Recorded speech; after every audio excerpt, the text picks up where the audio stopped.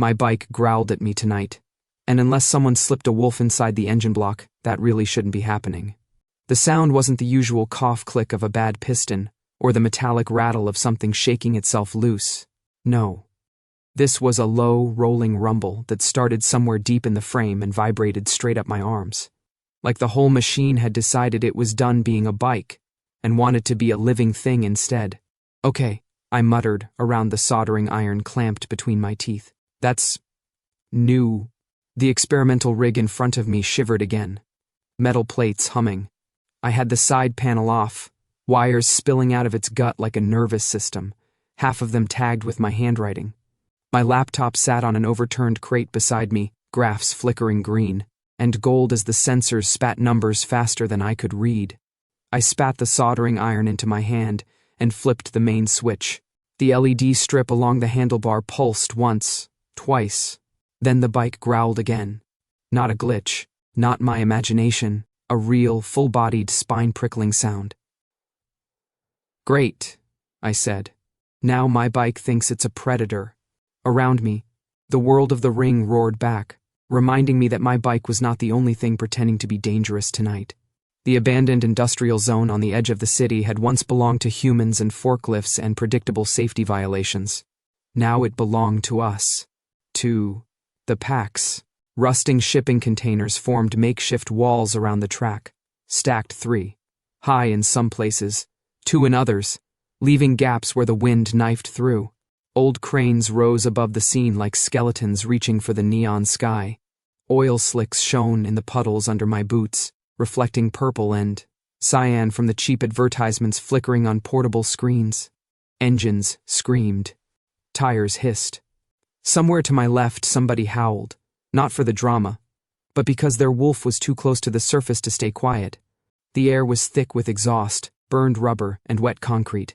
And under all that, threaded like a thin line of electricity, were scents, dominance, excitement, fear, alpha, beta, omega, the invisible hierarchy that wrapped this entire place in invisible barbed wire.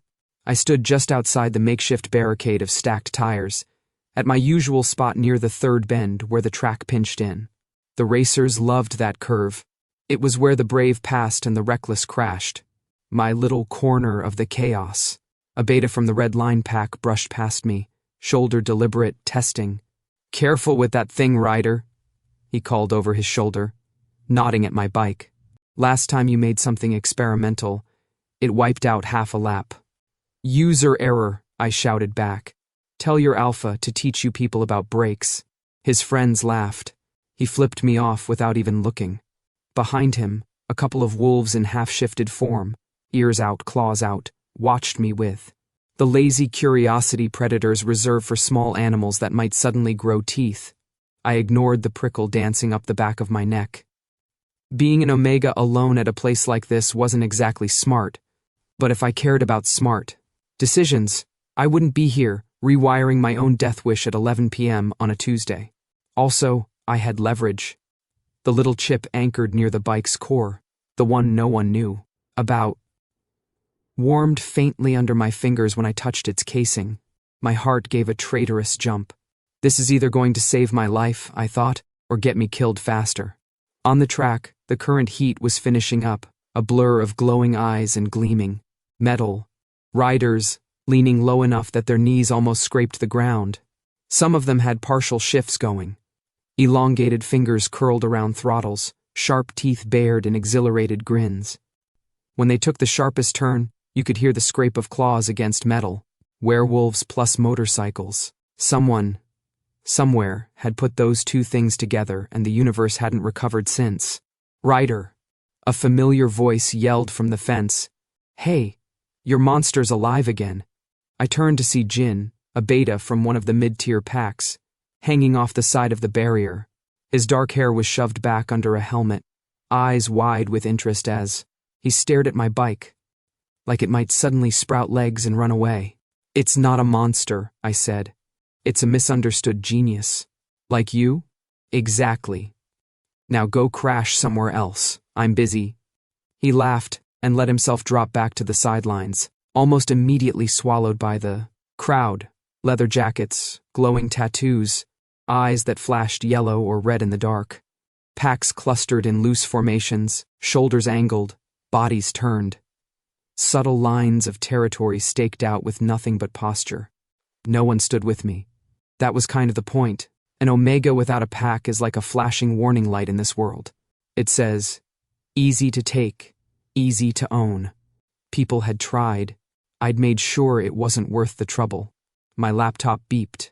I glanced at the monitor and frowned. The telemetry for the chip I'd installed was spiking, the output curve, climbing steady and smooth in a way it absolutely should not be. I didn't authorize you to be stable, I muttered, adjusting a wire.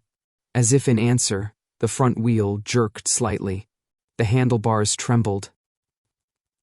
The bike let out another low, throaty growl that vibrated right through my ribcage.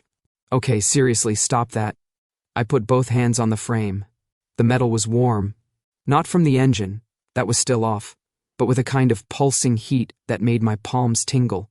You're not a wolf. You're 12 grand in repurposed parts and whatever I could steal from junkyards. Have some dignity.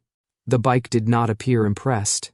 Somewhere near the starting line, the announcer's voice boomed through cheap speakers, his tone hyped and theatrical. Final heat before the main event, folks. Get your bets in now. His words blurred into background noise as the crowd shifted. I felt it before I saw it. The sudden tightening in the air, the way conversations dropped half a decibel, like everyone was unconsciously bracing. The scent hit me a second later. Power, smoke, cold metal, a very familiar edge of storm. My hand tightened on the bike's frame. No, I thought. No way. That's... The crowd near the starting line rippled as people stepped aside, some pretending they weren't, others staring openly. For a second, there was nothing but moving bodies and the blare of engines. Then the bodies parted, like someone had dropped a stone into a lake, and the ripple spread my way. He walked right down the center. Tall, broad shoulders under a black leather jacket that had seen too many miles and too many fights. Dark hair cut shorter than I remembered, revealing the clean, sharp lines of his jaw. Stubble darkened his cheeks, catching the neon. A faint scar cut through one eyebrow that hadn't been there before. And his eyes. Even at this distance, even with smoke and light between us, I could see them. Pale, icy blue, glowing just enough to make the wolf behind them say hello. My heart did this stupid stuttery thing I pretended was just too much caffeine. The whispers started. Is that... No way. He's dead. Exiled. Not dead. Same thing. Who let him back on the circuit? My throat went dry. Zayn. The last time I'd seen him, his bike had been upside down, flames licking at twisted metal, smoke pouring into the night. He'd dragged me out of that wreck with his own hands, thrown his jacket over my shaking shoulders, then walked into a meeting with the packs and never come back. No call, no text, no goodbye, just gone. Now he was here, walking towards me like the 3 years between us were a pothole he'd casually stepped over. He wasn't in partial shift, but his aura pressed against my skin like heat from an oven. Every instinct built into my omega bone screamed at me to lower my eyes, bow my head, do something submissive and appeasing. I rolled my shoulders back and did exactly none of that. Don't look at him, I told my bike. We don't reward bad decisions. It was a nice line. Too bad the bike chose that exact moment to vibrate again, lead strip flaring bright. Zayn's gaze snapped to it, and then to me. Great. Perfect. Wonderful. He changed direction without breaking stride, heading straight for my white-knuckled zone of denial. People watched him go, some backing away, some following at a distance like curious crows. He moved like the track belonged to him, like the night did, like every shadow shifted to accommodate his steps. Stupid, arrogant, infuriatingly graceful. Ryder, he said when he reached the barrier. The sound of my name in his voice hit me like a low note from a perfectly tuned engine. Deep, warm, dangerous. I hooked the soldering iron back between my teeth so I wouldn't say something I'd regret, then swung one, leg over the barrier and dropped down to his side of it, landing in a splash of neon-streaked water. Up close, his scent was stronger. My wolf, the pathetic little thing I pretended I didn't have, perked up immediately, pressing against my ribs like, oh, hey, this one. I mentally kicked it. Zayn took me in with one slow sweep of his gaze, the stained overalls tied at my waist, the fitted black t-shirt, the grease under my nails, the tiny cuts on my hands.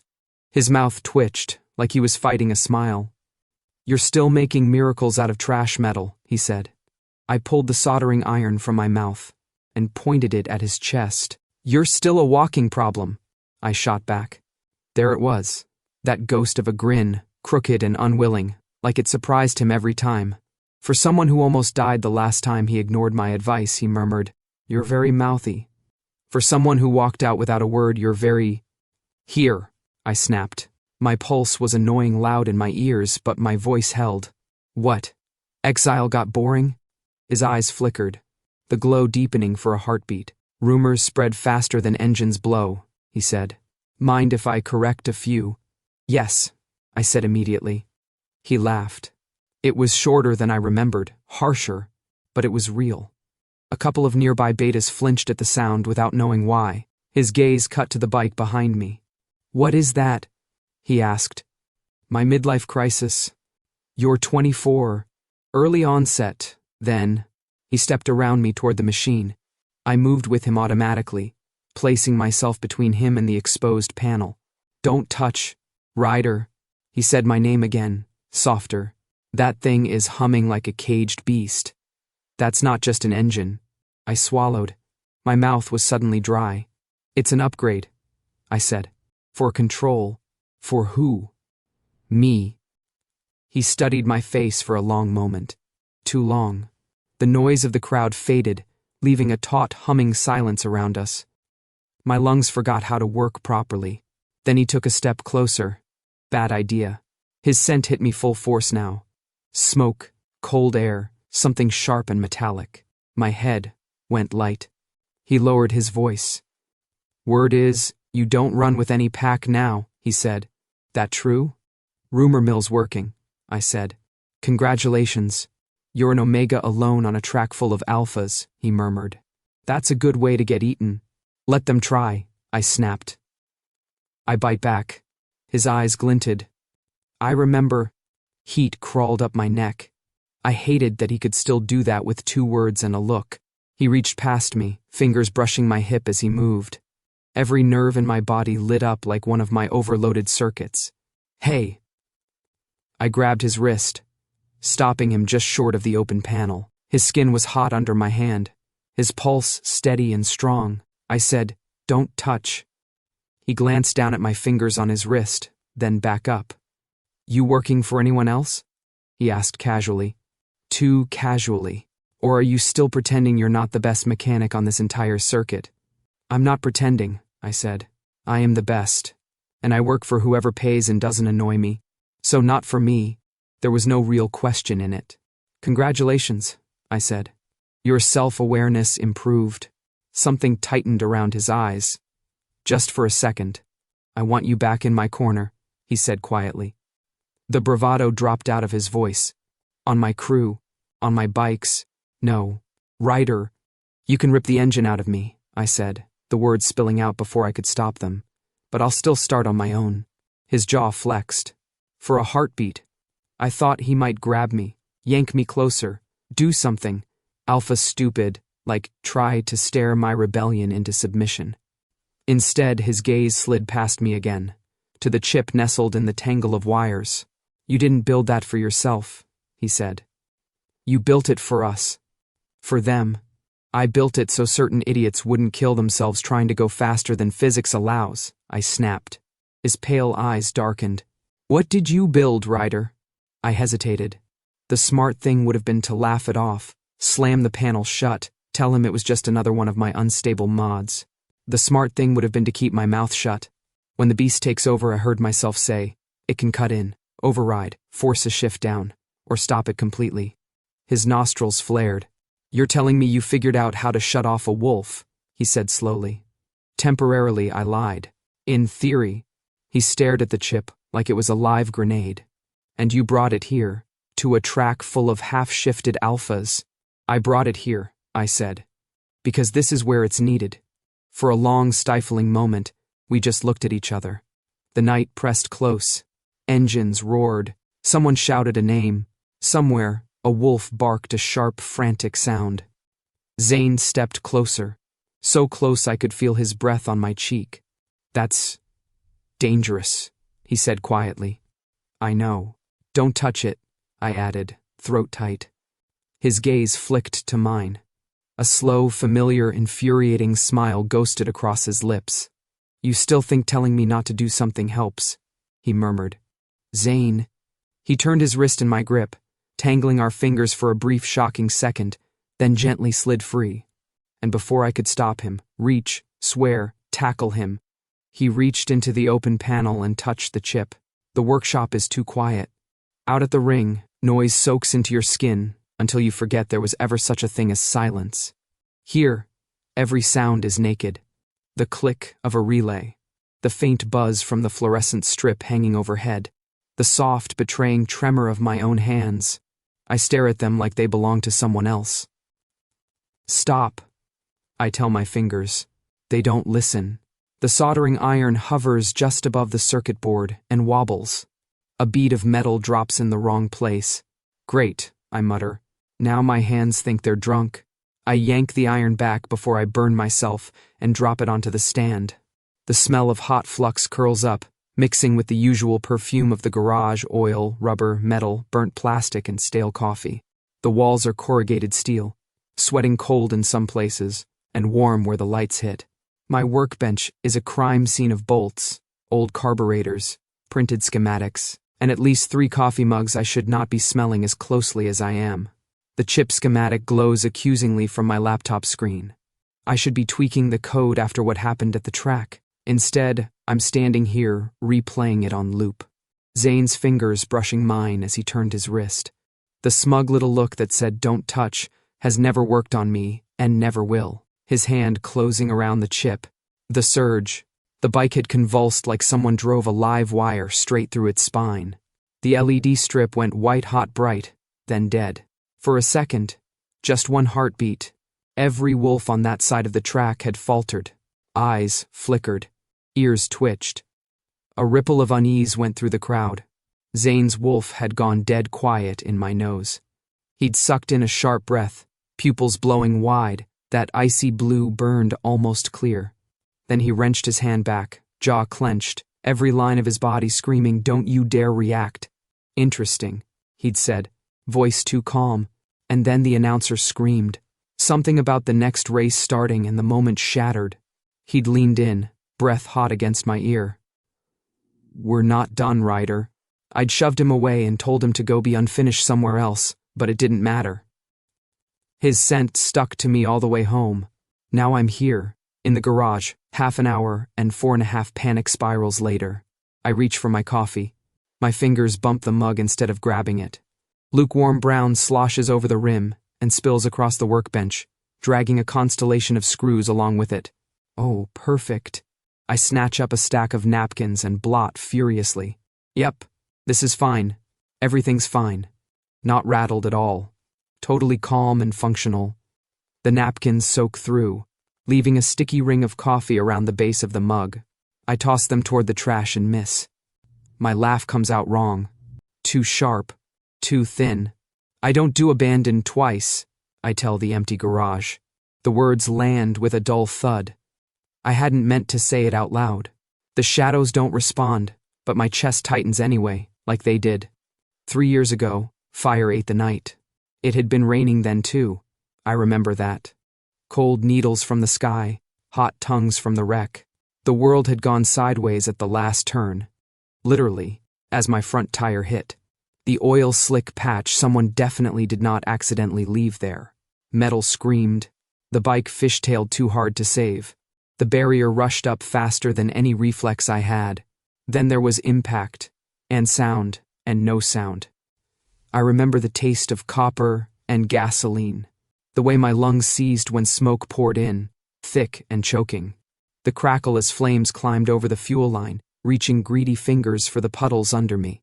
I remember thinking stupidly, oh, this is it. This is where I stop. And then a roar, not the bike, not the fire. Something older, angrier. Hands grabbed me. Big, rough, careful. The world lurched as my body was dragged across concrete. My head bounced off something and pain flared white, then muted, like someone turned the volume down on everything. "Stay with me, cub." His voice had wrapped around me like the leather jacket he shoved over my shoulders, covering the worst of the burns. I remember the heat of him, even in the rain. The scent, smoke, metal, winter air. When I came to in the back room of a clinic, the jacket was still there. He wasn't. No note, no message. Just the scent fading from the collar and the news filtering in over the next few weeks. Zayn took the fall. Zayn refused a deal. Zayn was exiled. I'd folded the jacket and put it on a shelf in the garage. I told myself I'd thrown it away. I hadn't. A heavy thump at the garage door drags me back to the present. The metal shudders, rattling the tools hanging from the pegboard. I glance at the old analog clock on the wall. It's past midnight. Nobody civilized knocks on my door at past midnight. "Closed," I yell, wiping my hands on a rag. "Come back when I've slept or died, whichever happens first." The answer is not words, but another thump, followed by the squeal of an abused handle.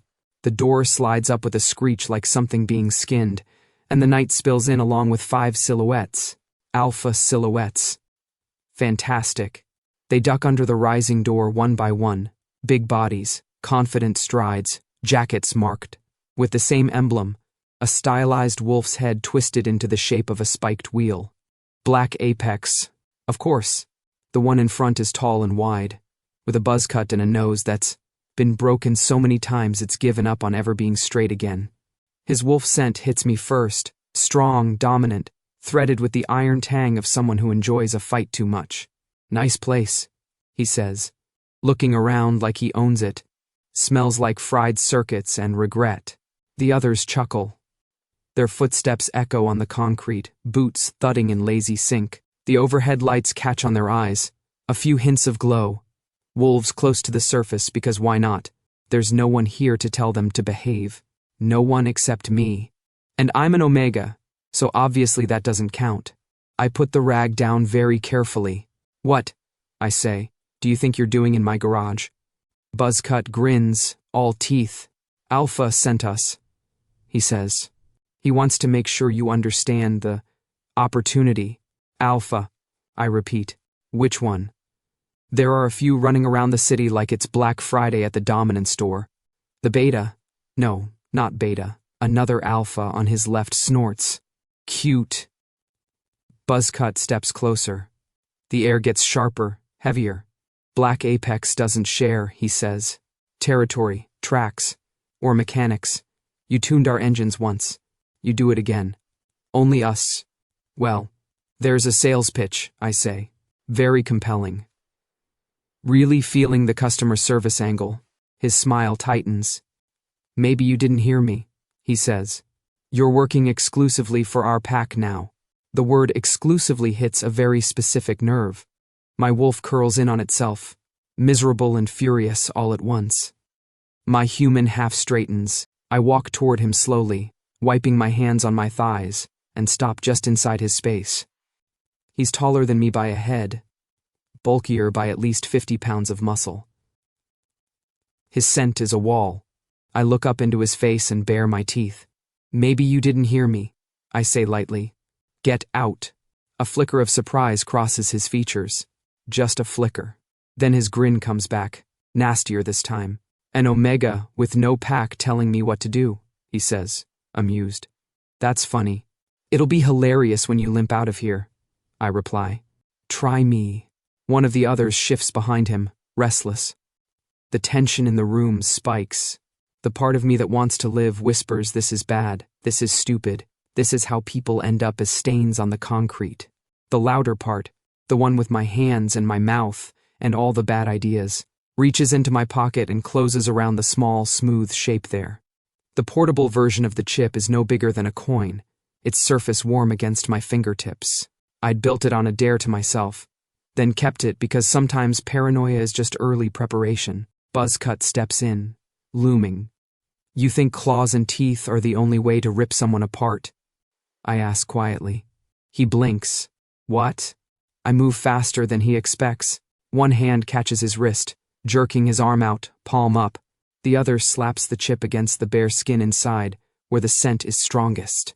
For a second, nothing happens. Then the chip hums, a faint vibration racing through my fingers. Buzzcut's eyes go wide. His knees buckle. He crashes down onto one knee like someone cut his strings. His wolf scent flickers, there and gone, like a bad radio signal in a tunnel. Sweat beads on his forehead. His friends shout, moving instinctively, but they hesitate to touch him, like whatever shut him down might be contagious. What did you, he grinds out. Flip your breaker, I say, leaning in. Temporary. But it can get permanent if you really annoy me. The other four are staring at me now, eyes bright. A cocktail of anger, and something very similar to fear. Get your boy out of my garage, I tell them, keeping my voice low and even. Before I decide to see what happens if I hit all of you at once. For a heartbeat, nobody moves. Then one of them swears under his breath and grabs Buzzcut under the shoulder, hauling him upright. His legs are shaky, his wolf still hiccuping in my nose. But he can stand. This isn't over. One of them snarls at me as they drag him toward the door. It is for tonight, I say. Doors that way. Try not to hit your heads on the way out. I'd hate to lower the average IQ in here any further. The door rattles again as they shove it open. Night air spills in, along with the distant echo of engines from the ring. Their footsteps fade. The door screeches shut. Silence slams into place. I exhale slowly, realizing only then that my heart is trying to punch through my ribs. The chip in my hand is hot, still fearless. A voice drawls from the back of the garage. Or just stupid. I do not jump. I do not squeak. I absolutely do not whirl around like someone caught me dancing naked to bad pop music. I turn. Calmly, mostly, he's leaning in the shadow between two shelves, exactly where the overhead light doesn't reach. I should have smelled him earlier, but the Black Apex goons came in like a wall of cheap cologne and aggression. Now that they're gone, his scent cuts through, unmistakable. Zayn steps forward into the light, hands in his jacket pockets. He looks annoyingly good in my space. Like he belongs here. Like he never left. Really leaning toward the second one, actually, I say. You did a number on my survival instincts. He huffs a rough laugh. Second one's my fault, huh? He says. Yes, I say. Take responsibility. He walks toward the workbench, eyes flicking over the mess, the scattered napkins, the half-soldered board. His gaze lands on the portable chip still clutched in my fingers. Smart play, he says. They won't forget that. Good, I say. Maybe next time they'll knock with flowers instead of ego. He tilts his head. I didn't send them, he adds. I didn't ask, I shoot back. You assumed. You show up at the track, touch my very illegal toy, almost fry half the wolves in a 10-meter radius. Then your branded idiots bust into my garage demanding exclusive rights, I say. Forgive me for spotting a pattern. His jaw flexes. Black Apex is restless, he says carefully. They don't like that their alpha was gone. They don't like that I didn't come back bloody and humbled. They don't like that you came back with ideas, I say, including one that involves chaining their favorite mechanic to your little empire. His gaze meets mine. Too steady.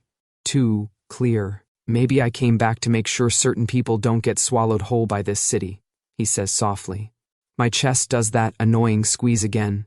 Then certain people will politely decline your savior complex, I reply. What do you want, Zayn? He takes a breath, eyes flicking to the main bay where his bike would fit perfectly. Then back to me. A deal, he says. Hard pass. He ignores that. You fix my bike before dawn, he says, voice settling into something firm. You tune it, stabilize whatever the hell is going on with my wolf when I'm on it, and get it ready for the main event. And in return? I ask. I get, what, exactly? A loyalty card? Every 10th engine free? In return, he says, I walk away. I blink. Come again? I tell my pack you're off limits, he says. No more idiots at your door. No more exclusive rights conversations. You work for who you want, When you want. You stay unclaimed. Untouched. His eyes heat on that last word. My stomach does something unpleasantly acrobatic. And if I say no? I ask. His expression doesn't change. If my bike isn't race-ready by dawn, he says, I claim you as Black Apex property. The words land heavy between us. You ever think about leading with the part where you're threatening my freedom? I ask lightly. Because that really sells it. He doesn't rise to the bait. His gaze is steady, wolf bright. You're already a target, he says. With that brain, with that chip, with no pack at your back. I'm the only thing keeping the others hesitant. So I should be grateful? I ask. Thank you, Almighty Alpha, for not letting your dogs chew on me. Ryder. My name comes out sharp. I won't hurt you. I never have. But I will not watch you get torn apart because you're too stubborn to admit you're in danger. My mouth snaps shut. We stare at each other, the air between us buzzing with anger and something heavier I don't want to name. He softens. Just a fraction. Fix the bike, he says quietly. Beat the clock. Prove me wrong about you needing a pack. You've been dying to shove it in my face anyway. He knows me too well. It makes me want to punch him. I drag a hand through my hair, fingers catching on knots. So let me get this straight, I say. If I win, you leave me alone. If I lose, I end up as the Black Apex mascot / in-house mechanic / chew toy. You won't be a chew toy, he says, voice low. You'll be under my protection. Same thing from where I'm standing. He looks at me like he wants to argue, then thinks better of it. Dawn, he says. The bike's in the alley. You've got 6 hours. That's not enough time, I say automatically. His mouth curves. Still fearless, he murmurs. Definitely still stupid. I glare.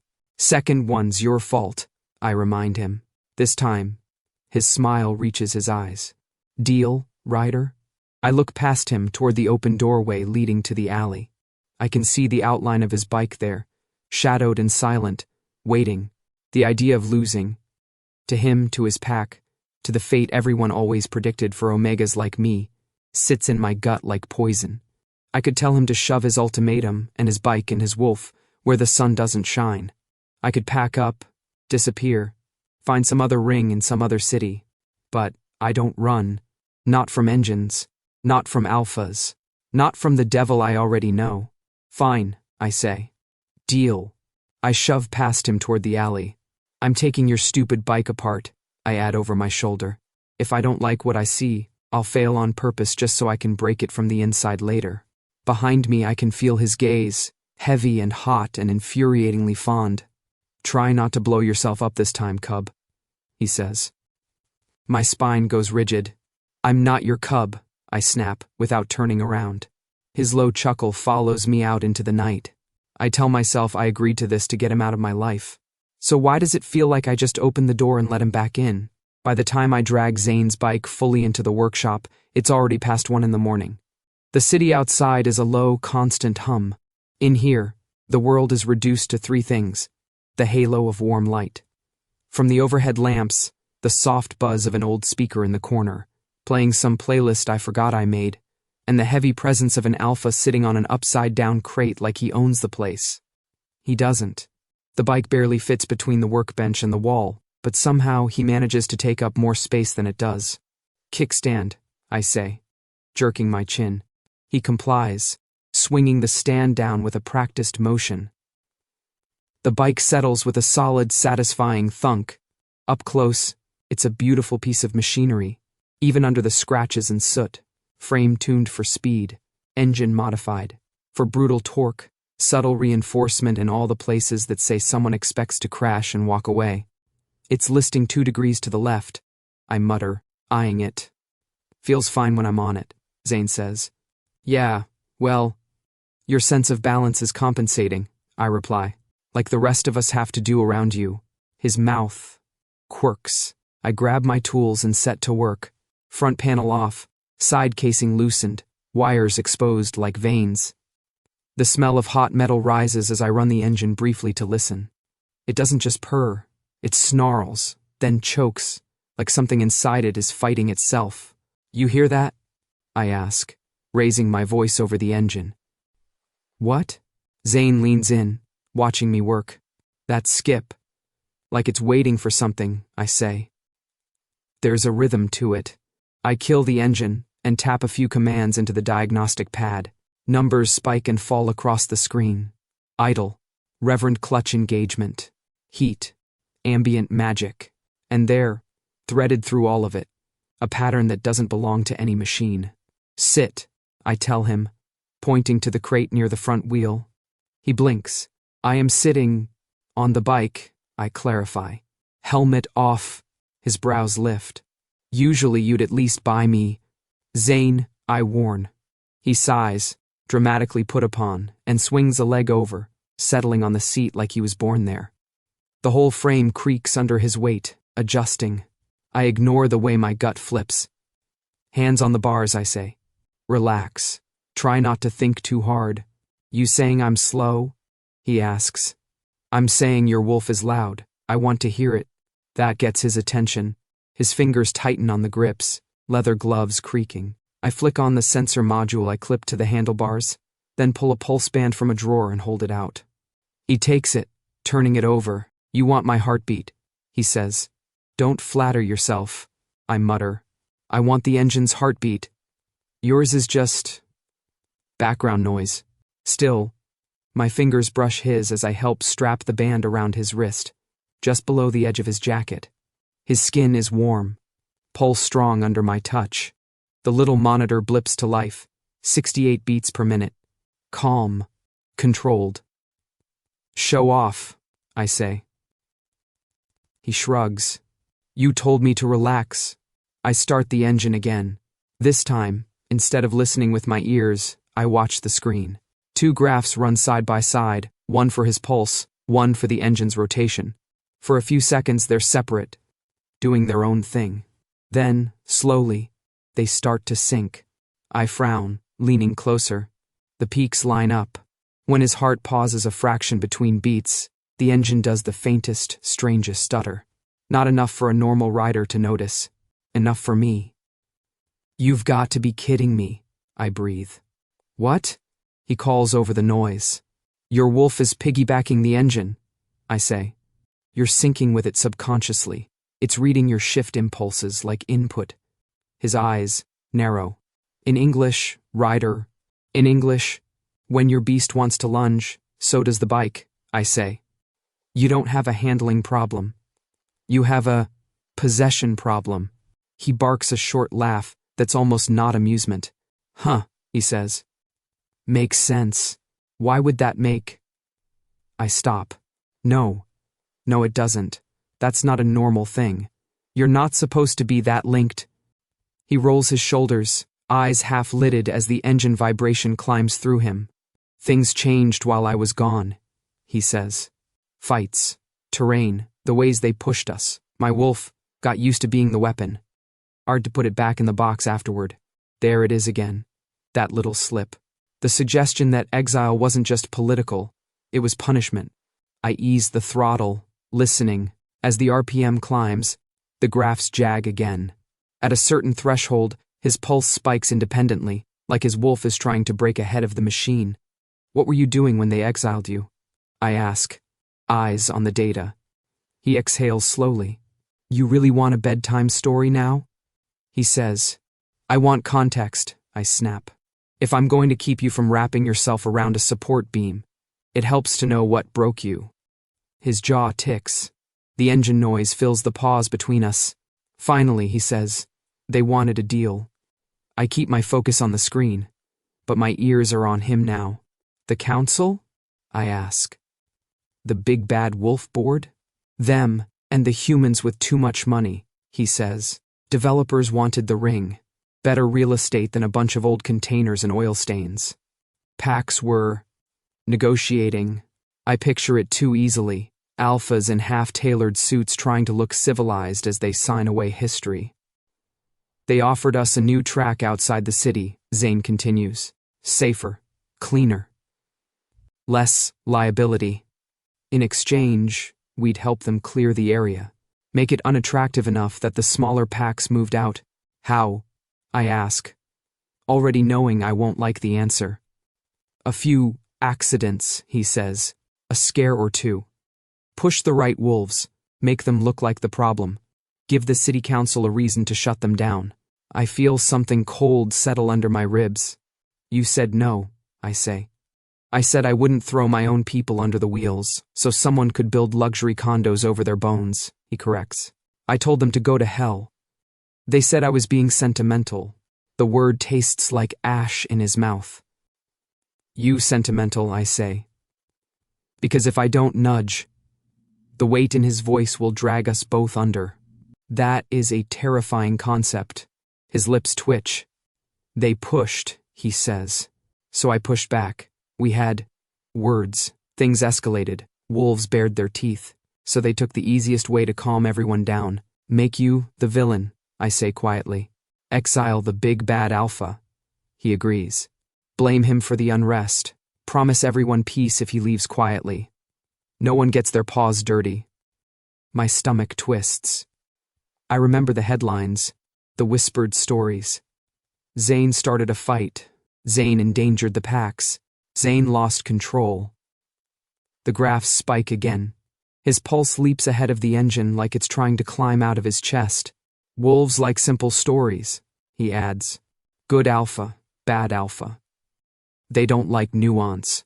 That's because nuance doesn't bleed very dramatically, I say. He huffs a sound that might be a laugh. The engine growls lower, bass rolling under the metal hum. His fingers tighten on the grips. His shoulders tense. The monitor shrills a warning tone. His heart rate jumps to 90, then 100. The engine RPM climbs with it, even though my hand is nowhere near the throttle. Okay, I say. Wolf's pushing. I'm fine, he says, but his voice has a rougher edge. When I glance up, his eyes are brighter, that faint glow deepening. Shadows cling differently to his face. Bones sharper, lips thinner, the look of a man whose control is starting to crack. Zayn, I warn. Dial it back. I said I'm... His sentence cuts off on a low, involuntary growl that isn't mechanical at all. His pupils blow wide, swallowing most of the blue. The scent of his wolf spikes, thick and wild, filling the workshop like smoke. I feel it hit my system like an electric shock. Every omega instinct in me flares, wanting to yield, to kneel, to do anything but stand this close to a predator in the middle of slipping. I plant my feet harder. Hey, I snap, loud, sharp, eyes up here, apex. Not on the void. He drags his gaze to mine. For a second, I'm not sure who's looking at me, the man or the beast. Breathe, I say. In, out. Nobody's threatening you. It's just the engine. You're in my garage, not the council's little fight club. His nostrils flare. His chest rises and falls, too fast. The graphs jitter like seismographs. This is exactly what he said happened on the track. Wolf reads speed as threat, decides to take over, drags the rest of him along. I curse under my breath and hit the kill switch. The engine dies with a cough and a shudder. Silence rushes in, but the air is still crackling, like a storm waiting to break. Zayn's claws, actual claws now, not just human nails, have punched neat crescents into the rubber grips. A drop of blood slides from his palm where the transformed fingers cut into his own skin. Okay, I say quietly. That's enough. It's not...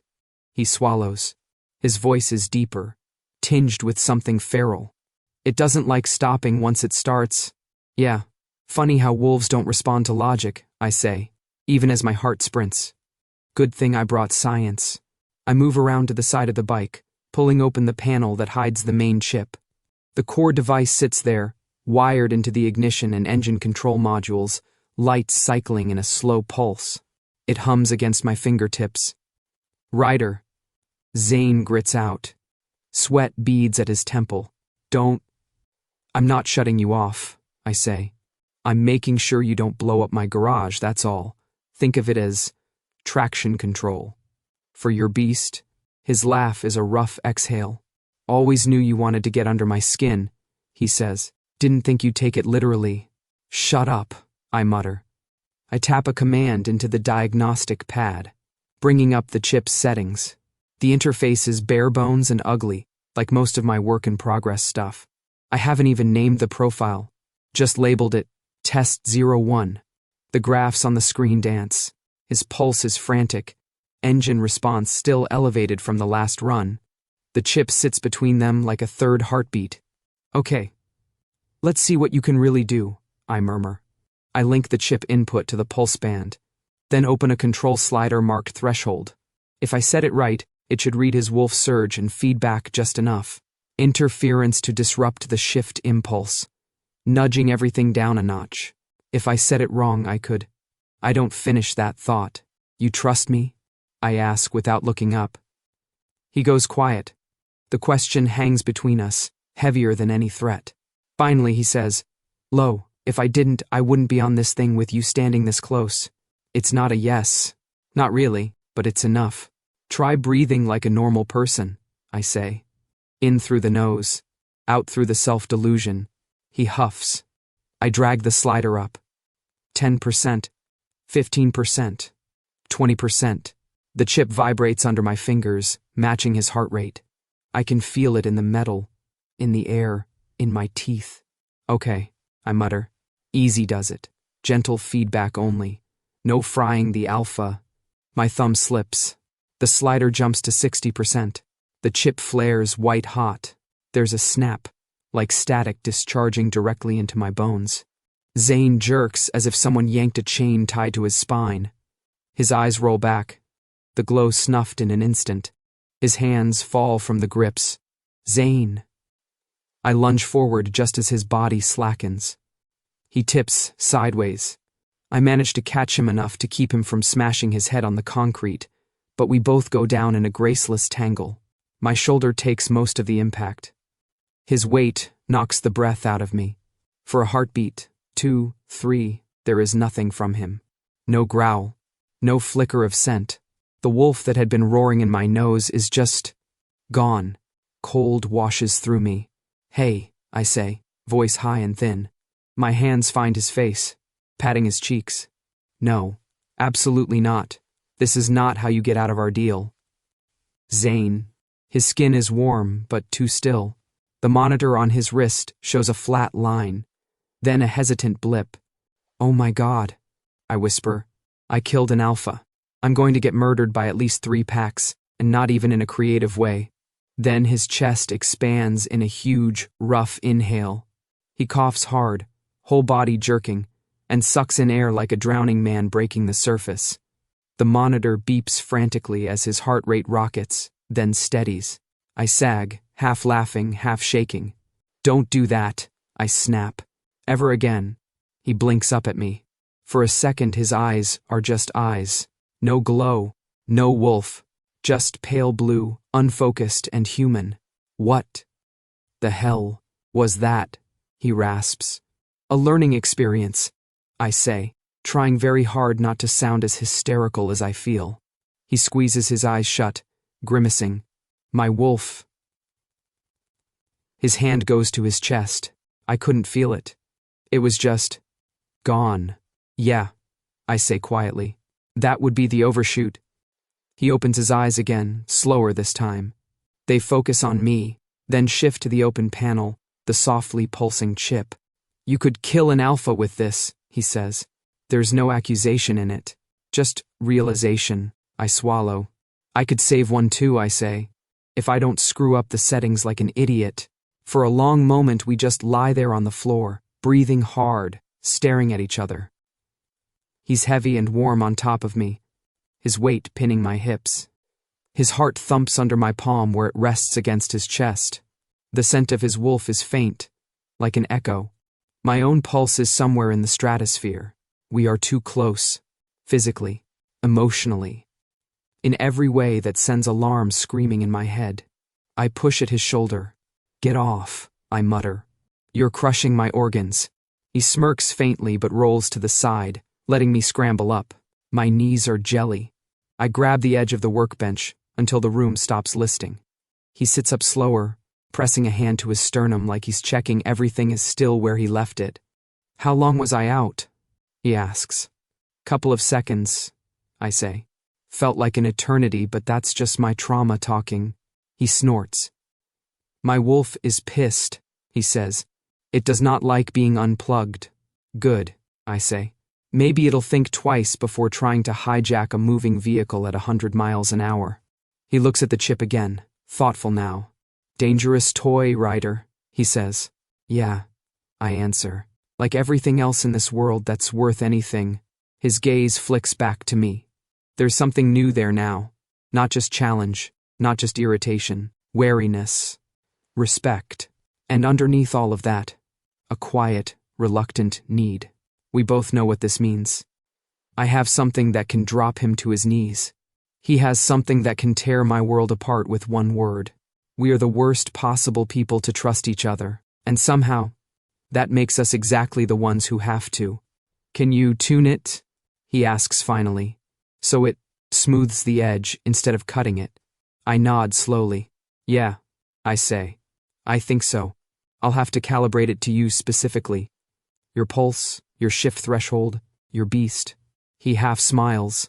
Always knew you liked getting under my skin, he says again, softer this time.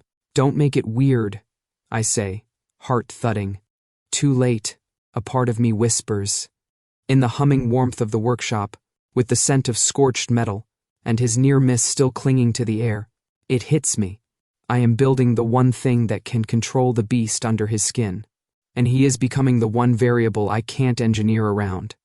By day, the central plaza is all glass and concrete, and people pretending they're not checking each other's rank by scent. At night, it drops the act. The billboards glow louder. The street vendors roll out carts that definitely aren't licensed. And for one night a year, the council turns the whole place into a stage. That night is tonight. I stand at the edge of the crowd, jammed between a noodle cart and a bank of speakers, watching the spectacle unfold. The makeshift dais has been erected over the fountain, banners of the major packs hanging from temporary scaffolding, red lines slashing crimson mark, Ghost Track's pale sigil, Black Apex's angular wolf wheel in stark black and silver. The council's logo floats above them all in holographic blue, smug and untouchable. The announcer is in full showman mode, pacing the stage, coat flapping. His voice booms over the plaza. The event you've all been waiting for. One night, one race, one victor. The winner claims priority rights to every track and route in the city for the next year. Beside me, Jin whistles low. Imagine the income from that, he mutters. All the bets, the sponsorships, all the leverage, I say. He elbows me lightly. You could sound less cynical for 2 seconds. I tried that once, I say. Broke out in hives. He laughs and turns his attention back to the stage. Pack alphas stand in a line behind the announcer, all in their public masks. Clean clothes, controlled expressions, wolves held tight under their skin. They radiate authority and power in different flavors. Some sharp, some heavy, all of them watching each other more than the crowd. I spot Zayn immediately. Black Apex stands slightly apart from the rest, like they're not sure they're really invited. Zayn wears his usual black jacket, but there's a collared shirt under it tonight, open at the throat. Council compliance, I guess. His hair is slicked back enough to see the scar through his eyebrow more clearly. His eyes scan the plaza, cool and assessing. For a fraction of a second, they land on me. I feel it like a physical touch, a small jolt of recognition across distance. His gaze pauses, then moves on, like nothing happened. The announcer gestures grandly. This year, as always, our top packs will compete for dominance, he crows. Black Apex, returning to the circuit under their reinstated alpha. The crowd reacts in a messy blend of hoots, cheers, and muttered curses.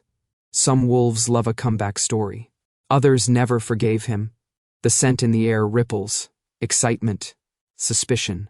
A little fear. Zayn doesn't flinch. He's good at this, at least. Pretending the noise rolls right off him. Red line, defending their current sector. More reaction. I tune it out. Jin leans closer. You gonna stand out here and brood all night, or are you coming to the actual fun part? There's a fun part? I ask. I thought it was all just politics, with extra exhaust. The training runs start in an hour, he says. You should see the track setup. New barriers, new jumps. You'll drool. I don't drool. Your eyes do. Gross, I say. But, fine. Lead on. We slip away from the plaza, while the council keeps talking about rules they won't enforce and safety guidelines they'll ignore. My mind is already half on the circuit, on engines and ratios and the way Zayn's heart spikes at 90 miles per hour. The training route wraps around an old freight yard near the riverside, floodlights turning the rusted structures into stark skeletal shapes. Temporary fences and foam barriers line the curves. The council's technicians scurry like stressed ants, checking sensors and resetting timing gates. The air here is cleaner, in a way. Less perfume, more oil. Jin and I wait near the pit lane while packs take turns running practice laps. Redline screeches by first, their alpha leaning low, his wolf controlled and precise. Ghost track follows, eerie quiet, even in motion. When Black Apex takes the track, the atmosphere changes. Zayn leads the formation. Even in practice, he rides like the world exists in a narrow tunnel ahead of him and everything else is optional. His bike, my work, my adjustments, my barely calibrated chip sitting discreetly in its core, moves like it's reading his mind. And that's exactly what scares me. If he loses that, he's screwed, Jin says, nodding at the front runner. He's not exactly popular enough to fall back on goodwill. He's not going to lose, I say automatically. Jin arches a brow. Confident, I don't tune losers, I say. It ruins my reputation. He grins and wanders off to heckle someone he knows from another pack. I stay where I am, watching each of Zayn's passes, listening for any hint of engine trouble. The chip hums in my awareness like a phantom limb. After the little learning experience in the garage, I dialed the settings down carefully, building a profile. Around Zayn's unique chaos, just enough to smooth the wolf's impulse without hitting kill switch. It should work. Should. He pulls into the pit lane after a timed run, helmet under his arm, sweat darkening his collar. His gaze scans the lane automatically and lands on me. Of course. He hands his bike off to one of his betas, murmuring instructions, then walks straight over. You're frowning, he says by way of greeting. That better not be at my ride. If I were frowning at the bike, you'd be on fire, I say. Again. His mouth quirks. How's it feel? I ask, nodding at the track. Any more hijacking incidents from your inner monster? He considers. It pushes, he says. But it's like someone turned the volume down a notch. I can hear it. I don't have to listen. Relief loosens something in my chest I didn't know was tight. So the science is working, I say. Miracle. Must be the mechanic, he says. He's decent when he's not threatening to fry me. I did fry you, I correct. Try to repress that memory. My ego likes it. His laugh is rough and short. The rest of Black Apex gathers in a loose knot under a nearby floodlight, watching us. Their scents are a blend of wariness and grudging respect. They saw what I did to Buzzcut in the garage. They also watched their alpha handle turns tonight that used to send him into a spiral. I should walk away. I don't. Zayn glances back at his pack, then at the track, then at me. Something shifts in his expression. The showman alpha face drops a fraction, letting a more honest tension leak through. Tomorrow, he says, if we don't win, we lose Sector 3 entirely. The river access, the ring, the freight yard. Council hands control to whoever crosses that line first. I know, I say. Ghost Track's been courting them. He adds, Red Line wants to split the routes. It'll turn into a feeding frenzy if Apex looks weak. And your point is, what exactly? I ask. He studies my face. My point is, he says slowly, I need everything we can get, including you. Officially, something in my chest goes still. This is different from the casual you're working for me he throws around like habit. There's a rawness under it now. A real ask. You're already getting everything, I say. You've got my chip in your bike, my tweaks in your engine, my sleep deprivation on your conscience. I need you in the pit, he says. On my crew. If anything goes wrong mid-race, I can't exactly jog beside you and adjust the carburetor on the fly, I cut in. You can monitor the chip, he insists.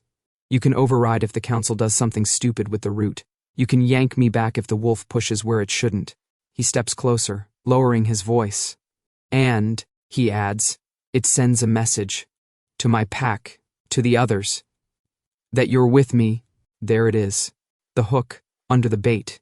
With you, I repeat. As in, officially apex property with your teeth in my neck. Or just spiritually. His jaw tightens. On my team, he says, no teeth. Unless you ask. I roll my eyes so hard it hurts. You almost made it through a serious conversation without being a disaster, I say. I was almost proud. Ryder.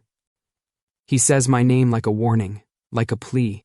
Be my mechanic tomorrow. Publicly. Let them see you're protected. The word burns. Protected. I know what it means, here, in this world. Belonging. Backup. Safety in the jaws of something bigger. I also know what it takes. My freedom for your win, I say. Great trade. His brows draw together. It's not. I told you before, I cut in. I don't do abandon twice. I'm not putting on your colors just so the council can decide in 6 months that they're inconvenient and throw you out again. Packs follow power. They don't follow people. Apex follows me, he snaps. And the first. And you can't promise me forever, I say quietly. No one can. But I can promise me. That's what I've got. He looks like he wants to argue, to say something stupid and big about how this time is different, how he'll stay. I don't let him. I've given you my work, I say.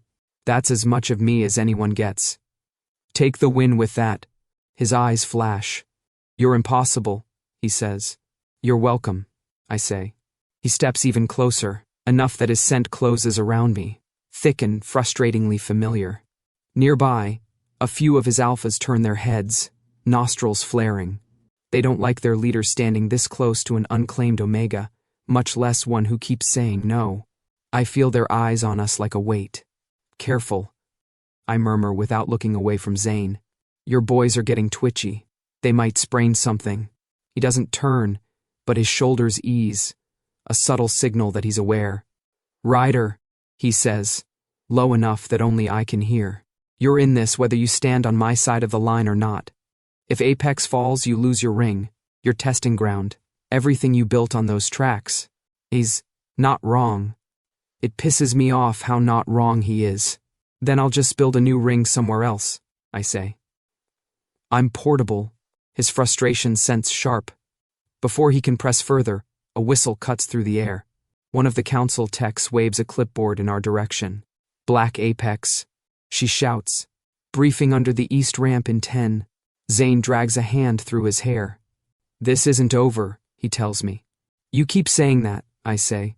And yet, I keep going home alone. He snorts despite himself, turns, and walks back to his pack. They drift away under the ramp, into the shadows, like they're sinking back into the city's veins. The scent of Apex lingers a moment longer, then thins.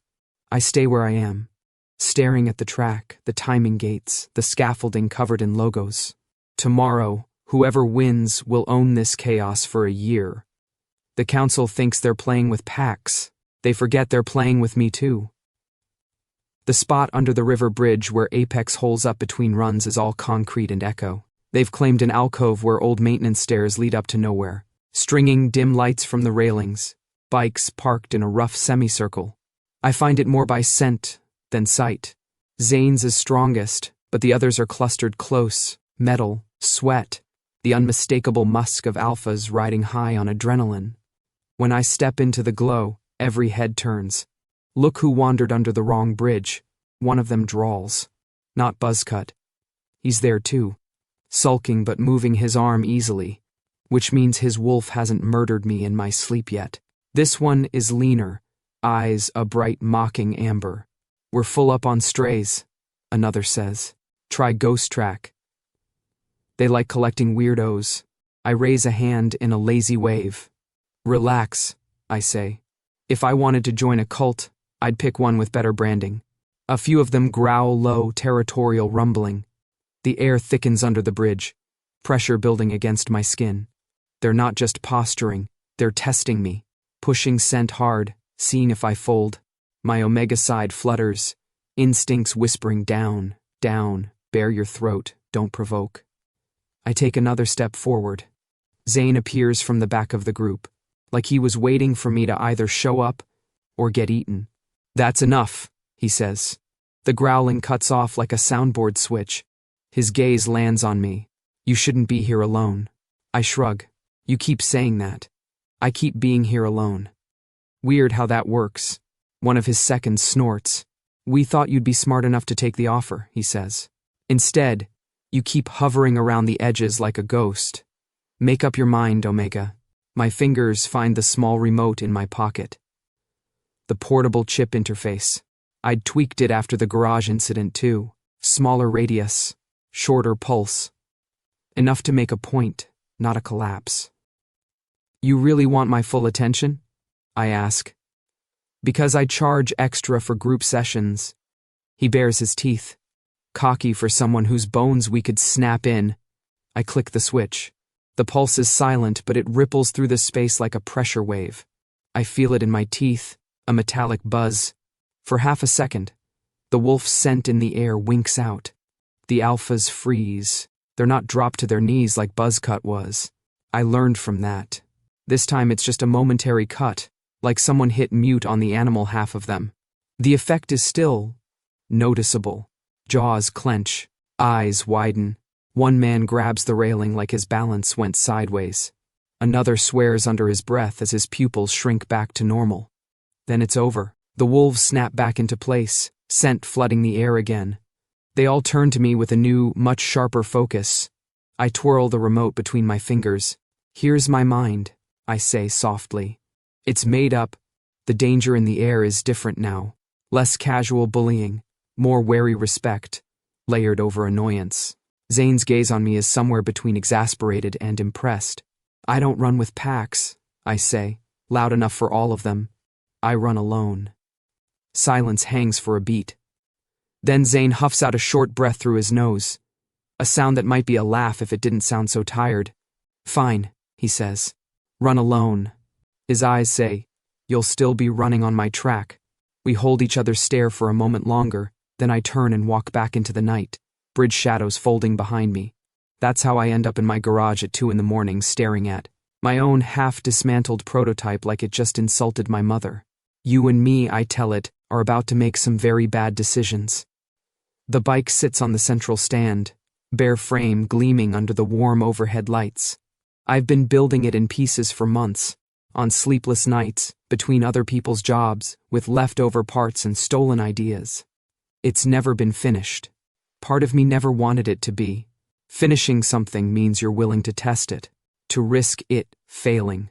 I grab a wrench and start bolting the last pieces into place. Fuel line, reinforced forks, custom suspension for the uneven track. Every component clicks together like it was waiting. My laptop hums as I open the chip interface, fingers flying over the keys. Zayn's settings sit in one profile. I create another, Ryder 01. This one I don't link to another wolf. I link it to me. My pulse band syncs with the chip. Numbers flashing. Control mode, I murmur, naming the new function. Override, not suppression. You don't get to shut me off. You work with me.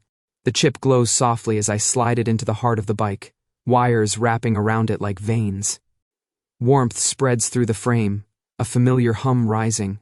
When I finally step back, my eyes are burning from not blinking. The bike looks right, lean, fast, dangerous in a way that feels honest. I wipe my hands on a rag and walk over to the ancient desktop terminal by the wall. The council's race registration portal flickers on the screen, a relic of bad design and worse security. Am I really doing this?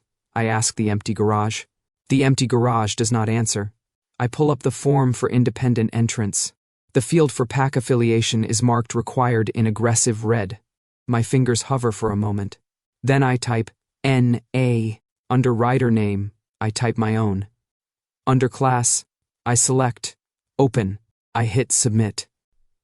The portal thinks for a second, then flashes green. Entry confirmed. The rush hits me harder than any engine vibration. My heart stutters, then slams into a new rhythm. I'm not just the guy in the pit anymore. I'm going on the track. The starting grid is brighter than day. Floodlights turn the asphalt into a pale, colorless stage. The crowd roars from behind the fences, a living wall of sound. Packs cluster in their lanes, engines revving, wolves pacing just under the skin. I roll my bike into the independent slot at the far edge, helmet hooked on my arm. Heads turn. Conversations stutter. Scent spikes around me as people realize the Omega mechanic is taking a lane. Jin materializes at my elbow, eyes wide. "You're insane," he breathes. "You are actually insane. I love it. Don't die." "I'll do my best," I say. The council official checking helmets pauses when he reaches me. "Affiliation?" he asks, eyeing his tablet. "None," I say. He looks me over, nostrils flaring, taking in every unmarked inch of me. No pack sigils, no alpha's bite, just my own grease and stubbornness. "Huh," he says. "First independent in 5 years. Guess you were due," I say. He shakes his head and moves on. Black Apex lines up 3 lanes in, their bikes a solid wall of black and chrome. Zayn is at the front, astride his machine like he's welded to it. When he sees me in the lineup, his eyes narrow. He stalks over, helmet under his arm. "You want to die?" he says, low and sharp. "I want to win," I say. "Those are the same thing. From where I'm standing," he snaps. His gaze rakes over my bike, the position of my hands, the pulse band on my wrist. He knows exactly what I've done. "You can't protect yourself from every angle out there," he says. "You're fast, Ryder, but they're faster and they've got teeth." "I've got teeth too," I say. "Mine are just made of circuit boards and bad choices." He steps closer until our helmets almost bump. "Stay behind me," he says, voice dropping to a fierce whisper. "Use my slipstream. Let me clear the way." My heart does that stupid lurch again. I tamp it down. "If you want me behind you," I murmur, "you'll have to catch me first." His eyes flare. For a second, everything else drops away. The crowd, the engines, the officials shouting time checks. It's just the two of us, stupid enough to believe we can outrun the world and each other. Then the starter's horn blares. Zayn jams his helmet on and stalks back to his lane. I do the same, fingers shaking just once on the strap before settling.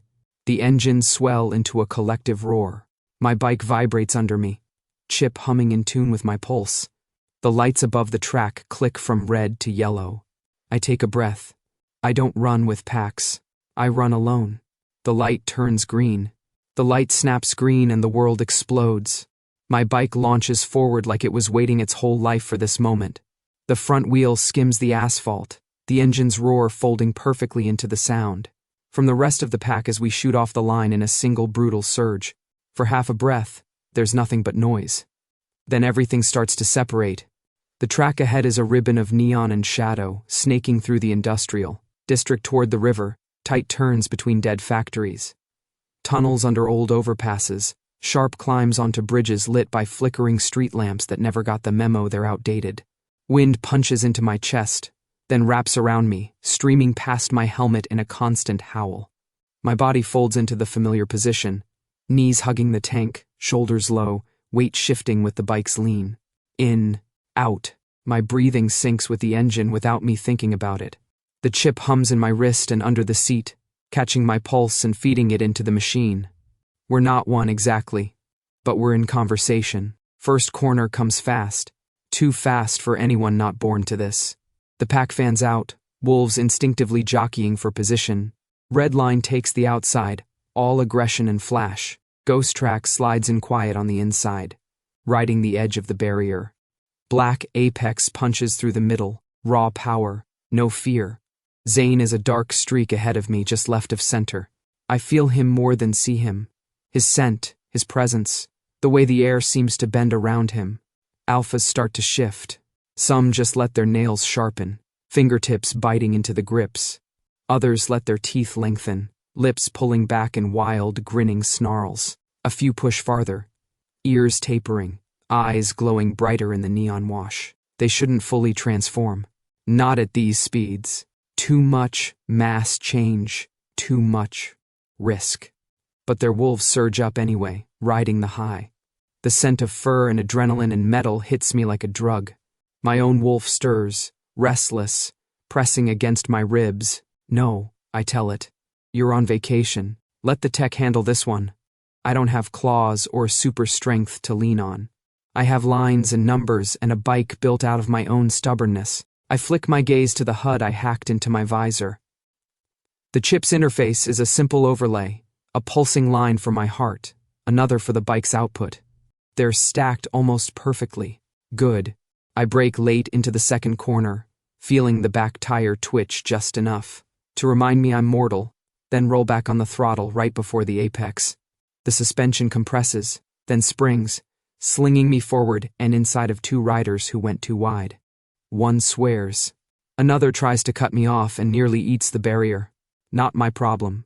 The roar of the crowd swells as we shoot out of the corner into a straight that leads toward the old factories. Music blares from somewhere. Bass-heavy tracks sync to the race, beating in time with our engines. Neon signs flicker, turning our bikes into streaks of shifting color. Every breath tastes like hot rubber and ozone. We hit the first tunnel. The world narrows. Ceiling dropping low overhead, walls tight, sound amplified to the point of pain. Sparks shower from a rider scraping too close to the concrete. Someone's wolf howls, the noise bouncing around us until it's impossible to tell where it came from. In the compressed space, scents slam harder. Dominance, fear, determination, apex musk, sharp and cold, spiking just ahead. Zayn. He's running hot. I can tell even without a readout. The way he threads the tunnel, aggressive, inches from disaster, says his wolf is pushing. My pulse jumps. Stay with me, I mutter to my bike. Don't get jealous. We burst out of the tunnel onto the lower bridge, the river a dark smear beneath us. The air is cooler here, damp. Streetlights cast long, yellow bars across the road. The track curves gently left, then drops into a sudden S-turn that's claimed more than one idiot who thought bravery beats physics. Brace, I tell myself. The pack compresses as we hit the S-turn. I see Redline's leader drop back a fraction, caution finally winning over ego. Ghost track slips through like smoke. Zayn doesn't slow. He takes the first curve with obscene confidence, tipping his bike so low I swear his knee must be kissing the ground. For a moment, he looks perfect. Alpha and machine in pure sync. Then the air changes. His scent hits me in a wave. Sharp, wild, spiked with something too close to panic. The glow in his eyes, even from this distance, intensifies. His shoulders hunch, muscles bunching like he's bracing for a hit that isn't there. The wolf inside him lunges. He starts to shift, not the controlled, partial kind we all saw in practice. This is bigger, bones pressing, skin crawling. Wolf trying to drag him fully out while he's still doing 90 on a wet bridge. His bike reacts. The engine snarls, RPM spiking even without throttle. The back wheel fishtails, catching, then losing purchase. The frame shudders. No, I breathe. The second curve of the S is coming up. If he loses it here, he's going into the barrier. If he goes into the barrier at this angle, at this speed, he's cartwheeling into the pack beside him and off the bridge. The ones behind him won't have time to brake. I see it all at once. A clear, horrific chain of metal and flesh and water. He's going to take people with him, including me, if I stay in this line. The smart move? Drop back. Get clear. Let Apex deal with its own alpha. My wolf, annoyingly, does not endorse the smart move. I yank my bike 2 lanes in, tucking tighter behind him, slipping into his dirty air. My heart is pounding hard enough to blur the HUD for a second. The control mode indicator throbs at the edge of my vision. Don't you dare, I say, not sure if I mean him or myself.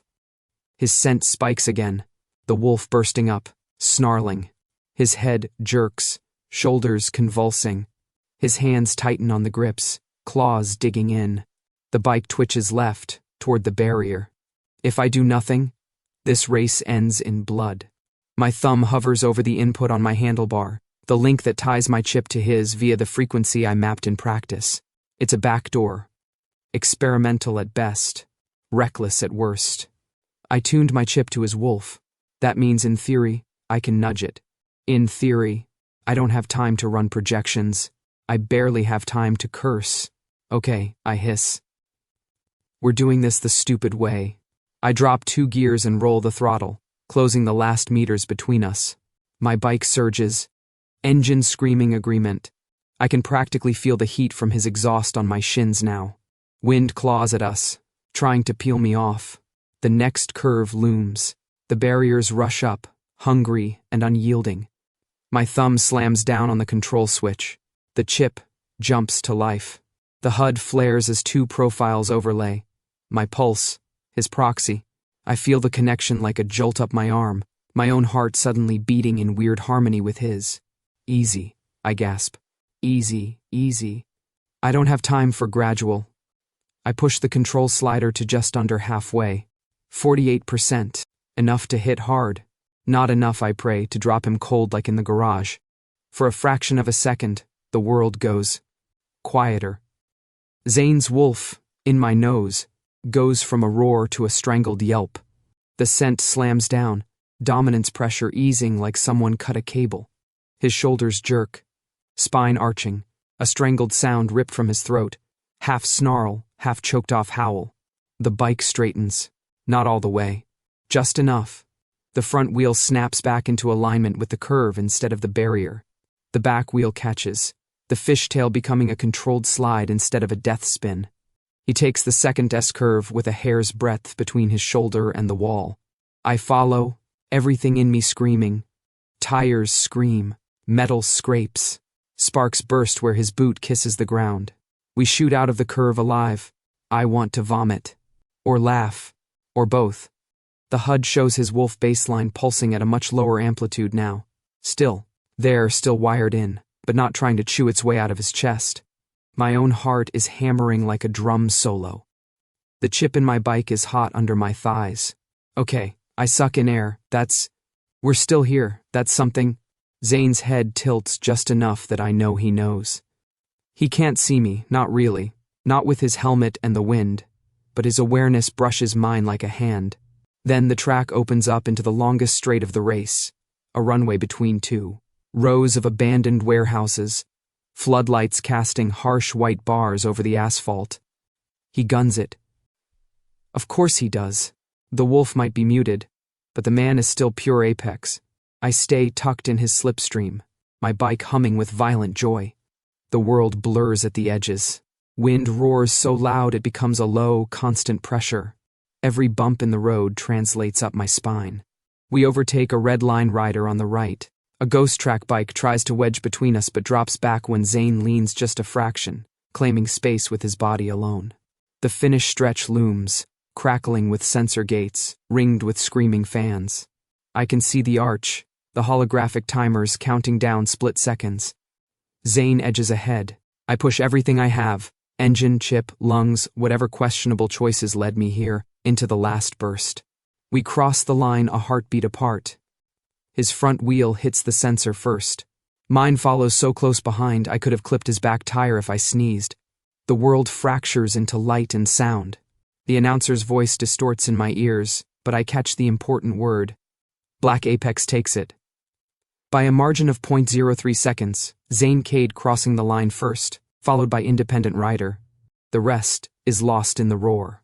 I ease off the throttle, breathing like I've just been chased by something bigger than both of us. My bike shudders as we slow, the chips hum easing from manic to satisfied. Zayn coasts down the track ahead of me, then peels off toward the cool-down lane. I follow automatically. We roll to a stop side by side, engines idling. For a moment, neither of us moves. Then he cuts his engine and pulls off his helmet.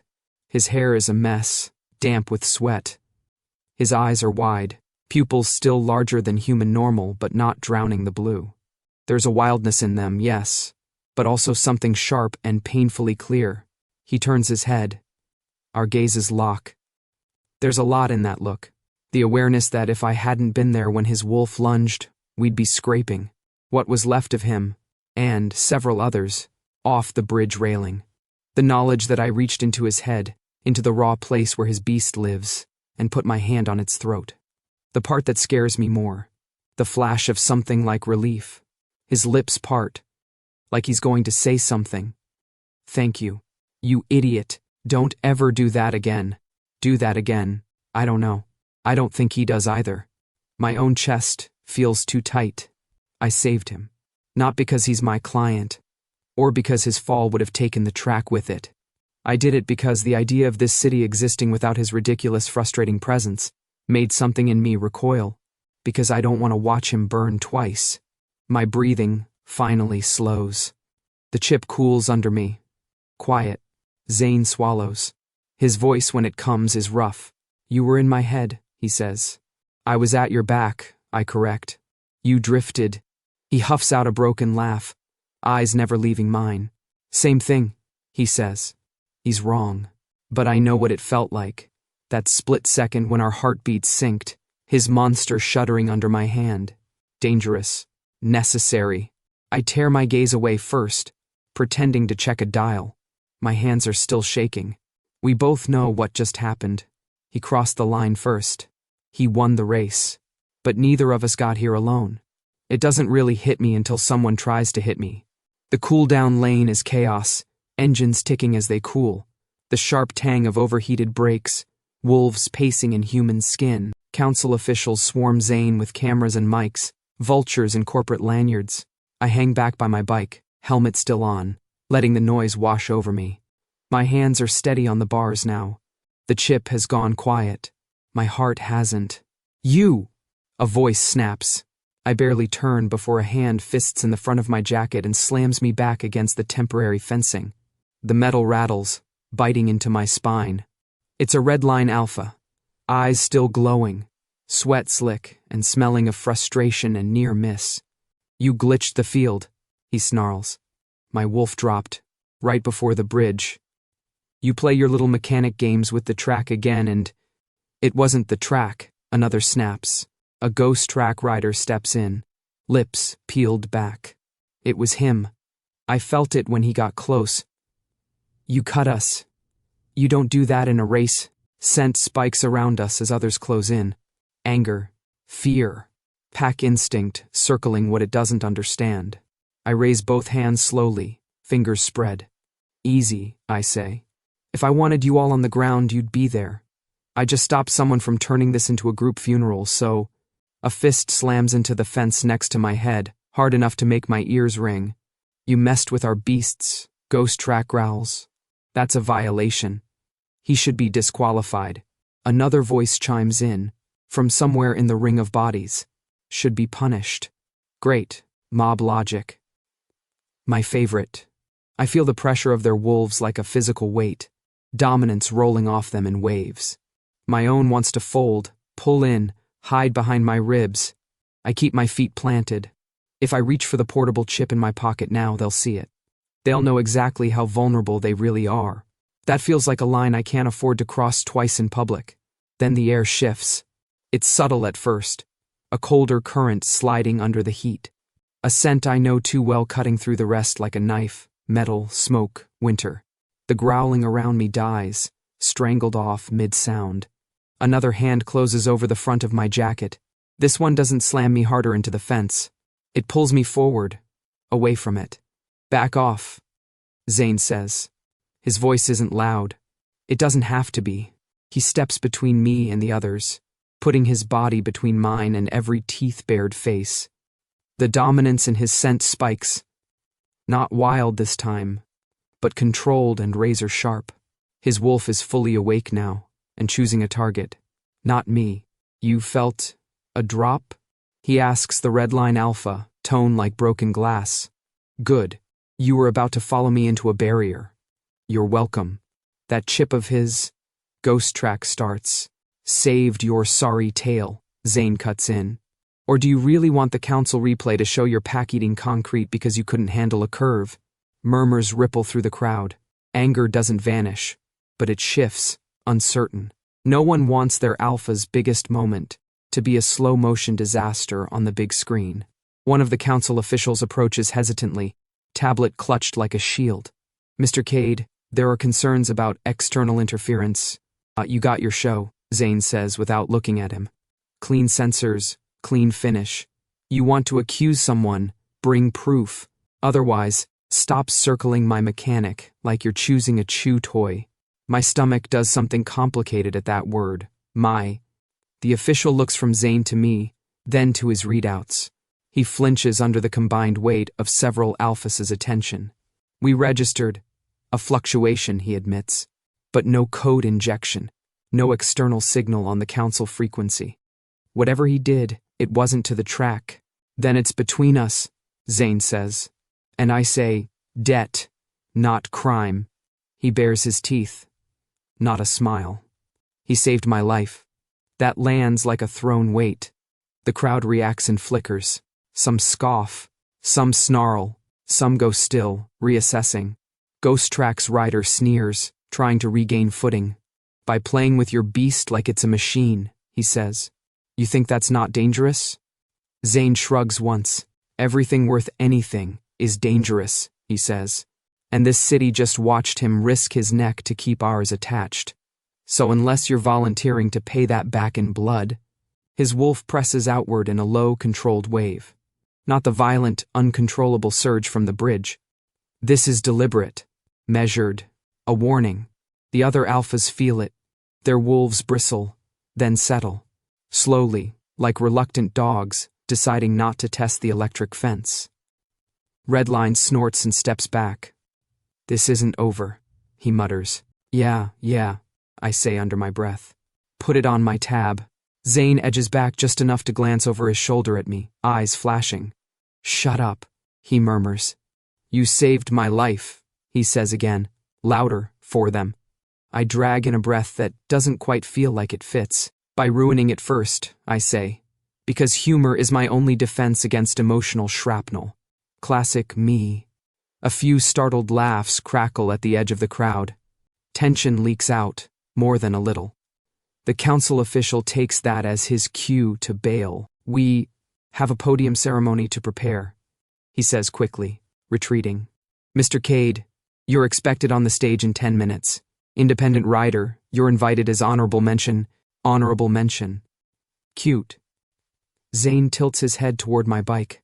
Go cool off, he says. I'll find you later. Maybe I'll be gone, I say. He smirks faintly. You won't, he says. I hate that he's right. He finds me exactly where I don't expect to be found. On the roof of an old office tower overlooking the river, in a hangar that probably used to house maintenance equipment and now houses my bad decisions. The access door groans shut behind him.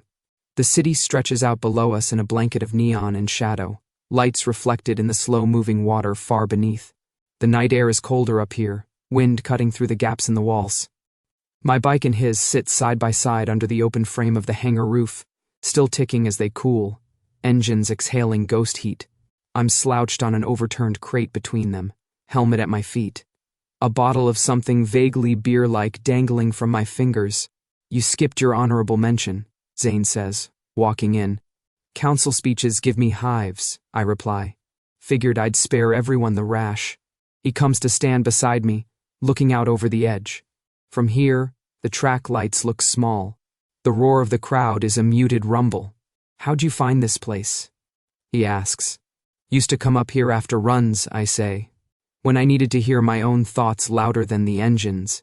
Dangerous habit, he says. Being alone with your thoughts. Believe me. I'm aware. He huffs a quiet breath, almost a laugh. We stand in silence for a while, listening to the city. The wind tugs at his hair, at the edges of his jacket. His scent is softer up here, some of the metallic edge washed away, replaced by sweat and whatever cheap soap he uses. You meant it, he says finally. On the track. You didn't hesitate. I swirl the bottle, watching the liquid catch the light. You want me to say I was actually thinking about it? I ask. We don't have time for that monologue. Why? He asks quietly. Why risk it? The easy answers don't come. Because it was the right thing. Because if you went over, so did half the pack. Because someone had to. They'd all be true. They'd all be lies. I set the bottle down and lean back against my bike, feeling the residual warmth through my jacket. Because I didn't get a say last time, I say eventually. When you vanished after the crash, When they took you. When everyone decided what your story was without asking you, I look up at him. And because I didn't want the last thing I smelled of you to be smoke and blood again, his jaw tightens, a tiny motion. My life is not your responsibility, he says. Rough. Too late, I say. I already saved it. Twice. No refunds. He huffs out a breath that might be a laugh and might be a curse. That chip, he says. You could sell it. You could control every alpha in this city. I could. I say. I won't. Why not?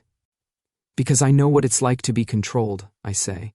And because if I gave this to the council, they'd weaponize it. If I gave it to the packs, they'd fight over it. This stays between me and the idiots I decide are worth saving. His gaze sharpens. Idiot. Huh. He murmurs. Top tier, I say. He steps closer, turning fully to face me now, back to the city. The overhead light throws his face into stark plains, shadows under his cheekbones, the scar through his brow catching the glow. When I left, he says quietly, after the crash, I told myself you'd be safer without my drama hanging over you. The council made it very clear anyone standing too close when I went down would get hit by stray bullets. Newsflash, I say. I got hit anyway, just quieter. I know, he says. I watched from outside. Saw your name on the track lists, heard your mods mentioned in whispers. I knew you were still here, still stubborn. His throat works. I came back, he says, for a lot of reasons. Territory, apex, pride, but none of them would have kept me here if you weren't still in this city. My heart misfires. You're saying you risked exile too for my delightful personality? I ask. Bad investment. His lips twitch, but his eyes are dead serious. I'm saying my beast doesn't react to anyone else like it does to you, he says. On the track, in the garage, just near you. It calms when you're focused. It spikes when you walk away. It went quiet when you hit that switch tonight, and for a second I thought, he cuts himself off, jaw clenched. I thought I'd lost you, he finishes, softer. Something in my chest cracks a little. That's unhealthy, I manage. Probably, he agrees. Silence stretches, humming. My whole life, I say, being an Omega meant being something to own, to manage, to protect or exploit, depending on the alpha. I spent years making sure nobody could grab hold of me long enough to matter. Clearly, he says, dryly. You're like trying to catch smoke with teeth. I snort. But on the track, I continue. When I linked into your wolf, it wasn't just control, it was connection. And that terrified me more than wrapping myself around a barrier ever could. I look up at him, heart hammering. I wasn't scared of dying, I admit. I was scared of being important. To someone who could actually break me. His expression shifts, something like pain flickering through it. Too late for that, too, he says. You are important. You've been important since the first time you yelled at me for stripping a gear wrong. That was a crime against transmissions, I say automatically. And saving my pack from being turned into condo marketing copy was a crime against politics, he says. We're both offenders. The wind gusts, whipping his hair into his eyes. He doesn't look away from me. I can't promise you forever, he says quietly. I can't promise the council won't throw another tantrum, or that packs won't shift. But I can promise you this, I will choose you. Over territory, over deals, over their comfort. Every time. My chest feels too small for everything in it. And if your beast disagrees? I ask. Because I have to. He steps closer still, until I can feel his warmth, the subtle vibration of his body under his clothes. It already chose you, he says simply. I'm just catching up. We stand like that for a long beat. City humming below us, engines cooling. Beside us, something fragile and huge balancing on the edge between us. He reaches up slowly, gives me more than enough time to step back, and brushes a grease smudge off my cheek with his thumb. The touch is light, careful, infuriatingly gentle. So, he says, voice rough, but trying for casual. Work for me. There it is. The old script. Dressed in sincerity. I roll my eyes, even as my throat tightens. No, I say. His mouth curves, a little sad, a little amused. Work with me? He tries. We build this together.